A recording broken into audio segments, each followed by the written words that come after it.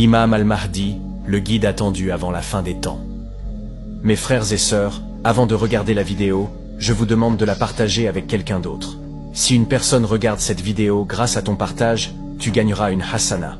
Qu'Allah te récompense pour cela.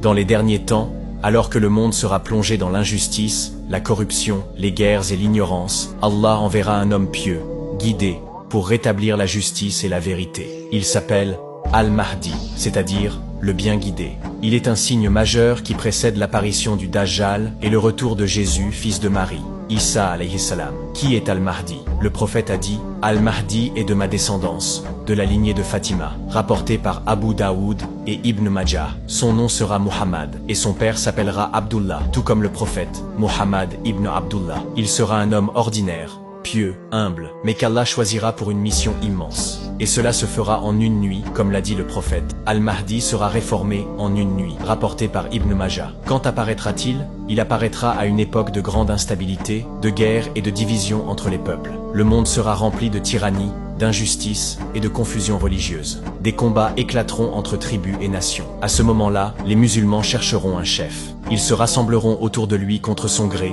et lui prêteront serment d'allégeance à la Mecque, entre la Kaaba et la pierre noire. Que fera Al-Mahdi? Al-Mahdi unifiera les musulmans, rétablira la justice et combattra les ennemis d'Allah. Il guidera la communauté avec la sunna du prophète, et son règne durera 7 ou 9 ans selon les versions. La terre deviendra prospère, la justice remplacera l'oppression, la richesse sera tellement abondante que plus personne ne voudra recevoir la zakat. Les signes autour de sa venue. Avant sa venue, il y aura des tremblements de terre, de grandes guerres civiles dans le monde arabe, un conflit pour le pouvoir à la Mecque, et l'apparition d'un grand bruit dans le ciel, selon certains hadiths faibles mais répétés dans les traditions. Les gens pieux le reconnaîtront par ses qualités, pas par la force ou la richesse. Lorsque Al-Mahdi apparaîtra, il mènera plusieurs batailles. Une des plus célèbres est la Grande Guerre, Al-Malhama, contre les armées de l'Occident. Les musulmans sortiront victorieux. Mais ensuite, le plus grand ennemi viendra, le Dajjal, le faux Messie. C'est à ce moment-là qu'Allah enverra Isa, Jésus, alayhi salam, qui descendra du ciel à Damas, en Syrie, pour tuer le Dajjal